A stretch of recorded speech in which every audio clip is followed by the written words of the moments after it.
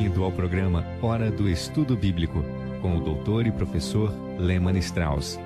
Este estudo é o resultado do tempo pessoal com o Senhor, da experiência de ministério pastoral e das conferências bíblicas do Dr. Lehmann Strauss, que nos instrui e encoraja com o ensino da Palavra de Deus. Agora com você, Hora do Estudo Bíblico, na apresentação de Aurélio Campos. Muito obrigado por escutar o programa Hora de Estudo Bíblico. Muito obrigado por suas cartas, por suas orações e também ofertas que têm sustentado o nosso ministério. Estamos profundamente agradecidos a Deus pelo privilégio de ministrar a sua palavra, mas sem vocês não poderíamos continuar. Estamos estudando uma parte muito interessante do capítulo 4 de Filipenses e hoje vamos ver quais regras Deus estabelece para coisas que são questionáveis. Eu tenho certeza que será um estudo muito interessante e eu conto com a sua companhia. Antes de prosseguirmos, vamos orar. Pai querido, te agradecemos pelas maravilhas da tua palavra. Te agradecemos, Senhor, pela tua graça justificadora através do sangue de Jesus. Senhor, pedimos que haja uma resposta à tua palavra hoje. Reconhecemos que a tua palavra traz luz e sabemos que crescemos espiritualmente através da tua palavra. E é por isso que pedimos, Pai, por um ministério especial hoje que traga honra e glória ao Senhor Jesus Cristo. Que o nosso coração se volte para Ele e que o Espírito Santo fale conosco neste dia.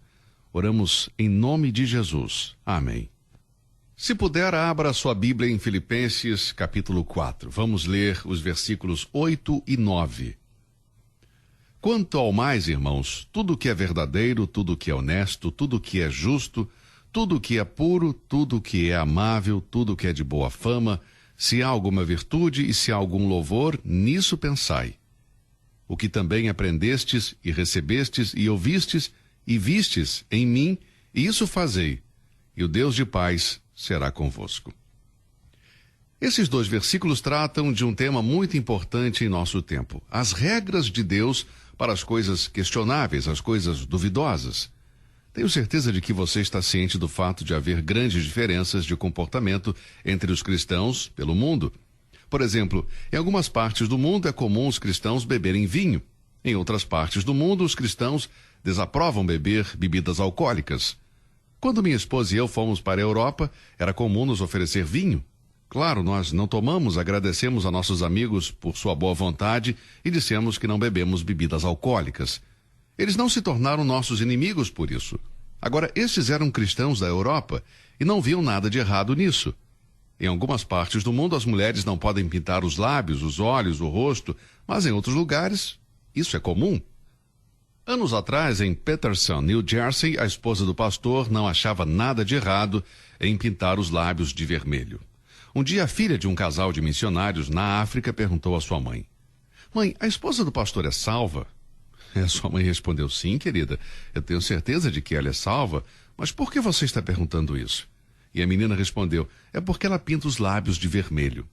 Na África, quando as mulheres se convertiam para Cristo, deixavam de se maquiar. Assim, vemos que esta menina tinha uma ideia diferente sobre o assunto. E assim somos nós. Algumas coisas duvidosas que são ridículas e outras que requerem uma atenção séria. Creio que devemos ver o que a Bíblia diz a respeito para termos uma resposta final. A questão do álcool tem sido muito debatida entre os cristãos hoje. Um cristão pode beber bebida alcoólica? É uma das perguntas que as pessoas mais fazem. Outra coisa que parece preocupar é a maneira da mulher se vestir. Tenho ouvido cristãos pegarem um texto do Antigo Testamento e dizer que é pecado uma mulher usar calças. Mas se você for para o Oriente, esta é a vestimenta comum para as mulheres, isso é cultura. Se uma mulher usar um vestido ou saia como todas as mulheres nos Estados Unidos, seria vista como uma mulher de rua, nessa cultura oriental. Vemos que em diferentes partes do mundo a cultura varia, e devemos olhar para os princípios bíblicos ao estudar estas coisas duvidosas. Em Filipenses 4:6 vemos que essas coisas às vezes nos causam ansiedade. Mas aqui no versículo 8, Paulo nos mostra as coisas que devem ocupar a mente, substituindo assim a ansiedade. O que é que deve ocupar nossas mentes se quisermos viver de acordo com a vontade de Deus? Em primeiro lugar, tudo o que é verdadeiro. A mente do cristão deve estar ocupada com alguma coisa, e aqui nos é dito que devemos exercitar nossas mentes com o que é verdadeiro, sincero e puro. Uma regra importante da saúde mental é ser verdadeiramente honesto com Deus e sincero com o nosso próximo. Muitos que se dizem cristãos não são verdadeiros, não são confiáveis, não se pode depender deles. Suas mentes estão ocupadas consigo mesmos. Eles não exercitam a sua mente tendo o desejo sincero de glorificar a Deus. Tudo o que é verdadeiro, diz Paulo. Aqui está uma das coisas positivas que deve ocupar nossas mentes. Esse é um princípio que Deus nos deu. A Bíblia diz que o pecado não deve ter domínio sobre nós, porque não estamos debaixo da lei, mas debaixo da graça. Agora, a única maneira de ter vitória é estar debaixo da graça, é estarmos ocupados com a verdade e viver de acordo com ela. Tudo o que é verdadeiro. O princípio aqui é que nós, como cristãos, estejamos ocupados com coisas verdadeiras que estejam de acordo com a verdade. E este é o nosso guia. Tudo o que é verdadeiro. Em seguida, Paulo diz, tudo o que é honesto. Devemos direcionar nossos pensamentos para as coisas que são honestas, respeitáveis. A desonestidade não deve ter lugar na vida de um filho de Deus. E aqui está um princípio que nos guia para decidir se devemos fazer algo ou não, se devemos ir a um determinado lugar ou não. Tudo que é verdadeiro, tudo que é honesto. Em terceiro lugar, Paulo diz, tudo o que é justo. Devemos ocupar nossos pensamentos com o que é certo ou justo. Ser justo é ser reto, correto. Se não somos justos, então não estamos agindo corretamente. Se não somos corretos, não somos justos. Paulo fala a respeito daquilo que é correto de acordo com as regras do Deus Todo-Poderoso e o que é correto de acordo com as regras humanas, conforme a lei. Por exemplo, não é correto passar o sinal vermelho ou violar o limite de velocidade. Não é correto um cristão sonegar impostos.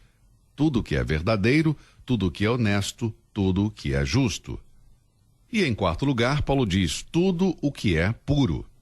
Nossos pensamentos devem ser puros em tudo. A paz de Deus irá substituir os pensamentos errados por pensamentos puros, e os atos impuros por puros.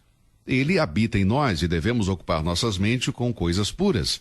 Se assistimos a programas de TV permissivos e promíscuos, se nos ocuparmos com pornografia, então a nossa mente vai estar cheia de lixo e não vamos pensar em coisas puras.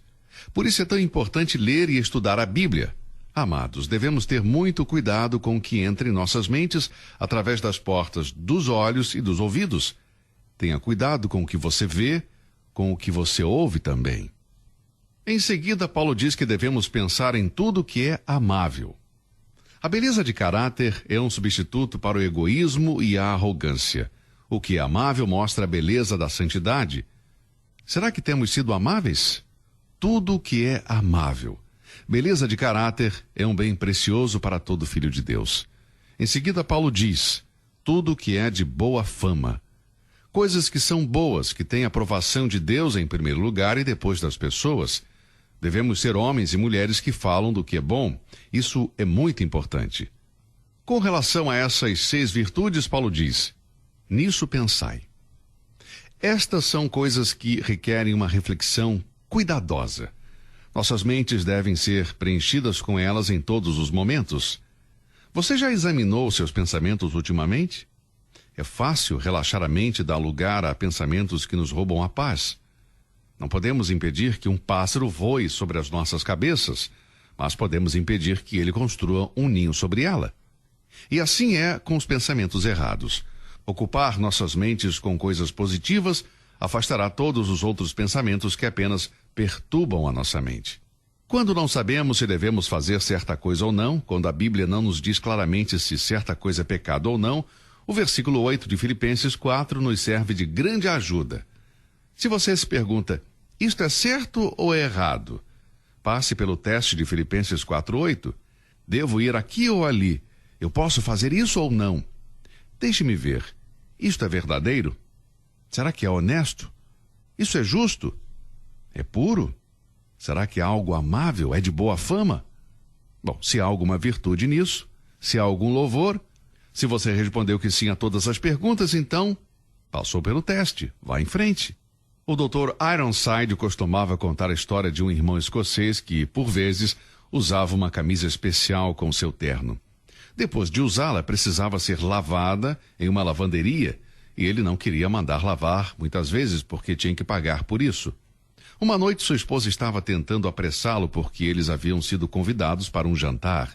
E ela disse: "Por favor, apresse-se, estamos atrasados." E ele disse: "Estou aqui pensando se eu deveria vestir essa camisa novamente ou se deveria levá-la para uma lavanderia." Então ela disse: "Se você está em dúvida, então ela deve estar suja." Amados, vamos analisar as nossas decisões através do versículo 8 do capítulo 4 de Filipenses. Se você tem dúvidas, então isto deve ser algo errado, algo sujo, ou seja, é melhor deixar de fazê-lo. Chegando ao versículo 9, Paulo diz: "O que também aprendestes e recebestes e ouvistes e vistes em mim, isso fazei, e o Deus de paz será convosco." A igreja em Filipos tinha aprendido, recebido e ouvido muitas grandes verdades de Paulo enquanto ele estava com eles. Ele havia sido um exemplo de como ocupar a mente, agora ele os exorta a fazer o mesmo. Eles não deviam simplesmente pensar nessas virtudes do versículo 8, mas deviam praticá-las. Eles haviam observado estas virtudes na vida de Paulo, portanto, deviam crer nelas e fazer a mesma coisa. Se nós vivêssemos 10% do que sabemos da Bíblia, nossas igrejas estariam em um contínuo espírito de reavivamento. Não haveria divórcios, não haveria filhos rebeldes. Se agíssemos conforme o que cremos, os pensamentos nobres têm pouco valor quando não dão frutos. A prática ultrapassa de longe o conhecimento. A prática excede a pregação, a vida excede o conhecimento. Quando ocupamos nossas mentes com coisas puras, podemos ter a doce certeza de que o Deus da paz estará conosco. No versículo 9 lemos sobre a paz de Deus, e no versículo 7 lemos: "E o Deus da paz estará convosco." Tanto o poder como a paz de Deus e a sua presença de paz são a recompensa daqueles que obedecem à verdade. E como deveríamos ser felizes por isso?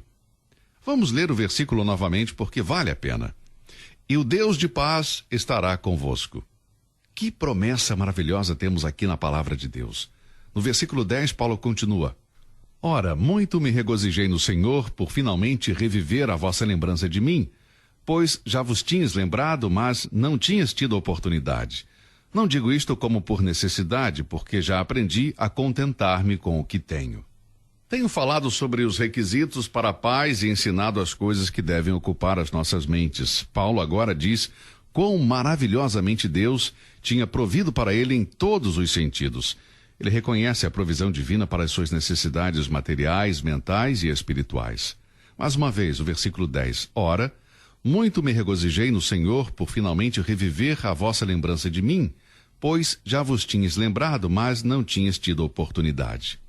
Anteriormente, ele os havia exortado a se alegrarem no Senhor e agora ele diz: "Muito me regozijei no Senhor." Ele lhes havia dito para fazê-lo, mas ele também praticava isto. Quando Paulo estava entre eles, talvez 10 ou 12 anos antes de escrever esta carta, eles haviam suprido as suas necessidades, tinham fornecido alimento, dinheiro e tudo o que ele precisava para sua viagem. Depois, por algum motivo que não sabemos qual, eles não tiveram a oportunidade de continuar provendo para Paulo. Mas agora, Epafrodito trouxe para Paulo uma oferta de amor dos cristãos de Filipos. É por isso que Paulo escreve: "Por finalmente reviver a vossa lembrança de mim." A oferta foi como cheiro suave, um sacrifício agradável e aprazível a Deus. Versículo 18. Ele recebeu essa oferta como expressão do amor, como algo muito precioso. Ele disse: "Mas bastante tenho recebido e tenho abundância. Cheio estou depois que recebi de Epafrodito o que da vossa parte me foi enviado, como cheiro de suave e sacrifício agradável e aprazível a Deus." As ofertas eram além das necessidades de Paulo, e ele as considerou como uma oferta de aroma suave, agradável e aceitável a Deus. Amados, qualquer oferta para a obra do Senhor ou para os servos do Senhor tem maior valor e importância se a considerarmos como uma oferta a Deus. As ofertas queimadas sobre o altar eram como um aroma suave ao Senhor, de acordo com Levítico 1:9. Isso significava que Deus se agradava com as ofertas. Quando as pessoas enviam ofertas para o nosso ministério de rádio, estão ofertando a Deus e nós as recebemos como vindas de Deus. Vem através de vocês, mas da parte do Senhor. E quando você está ofertando, lembre-se de estar fazendo para o Senhor, para o ministério que Ele nos tem dado. Cristo se ofereceu a si mesmo como um sacrifício por nós, mas sua morte foi uma oferta e um sacrifício a Deus. Tenha em mente o que Efésios 5:2 diz: e andai em amor como também Cristo vos amou, e se entregou a si mesmo por nós, em oferta e sacrifício a Deus, em cheiro suave.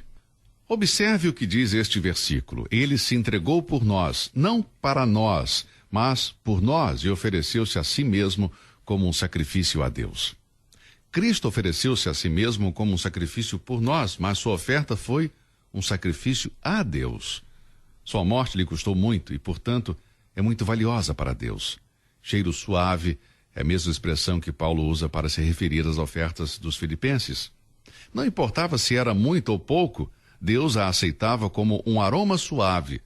Obviamente era um sacrifício da parte deles e Deus se agrada desse tipo de oferta. Aqui também podemos aprender uma bela lição. Se dermos apenas o que sobrou, seja do tempo ou do dinheiro, isso não vai subir aos céus como um sacrifício agradável a Deus. Deus se deleita em receber um sacrifício de seu povo motivado por um coração amoroso. Os filipenses haviam recolhido dinheiro e o tinham enviado a Roma para ajudar o servo de Deus em suas necessidades. Paulo aceitou esta provisão como vinda do Senhor. Suas ofertas foram bem recebidas porque foram dadas com sacrifício e alegria, enquanto outras igrejas não deram nada para ele. Paulo deu muito valor a isto e lhes agradeceu. Eu creio que eles aprenderam uma lição quando leram esta carta pela primeira vez. Creio que descobriram algumas verdades que nunca ouviram antes. Aprenderam sobre as coisas que são duvidosas e que devemos fazer as coisas para Deus e para a bênção e benefício de outros. Bem, eu espero que tenhamos aprendido essas lições preciosas hoje e agradeço a Deus por esta passagem, por esta oportunidade. Tem sido uma bênção para mim. Se o Senhor quiser, estaremos de volta no próximo programa, neste mesmo horário, nesta mesma emissora. Que Deus o abençoe e até lá. Você ouviu Hora do Estudo Bíblico com o professor e doutor Lehmann Strauss, na apresentação de Aurélio Campos. Se você deseja ouvir novamente esta mensagem, visite a nossa página na internet www.bbnradio.org. Fica o convite para você nos acompanhar amanhã, neste mesmo horário, aqui na BBN. Hora do Estudo Bíblico é uma produção da BBN.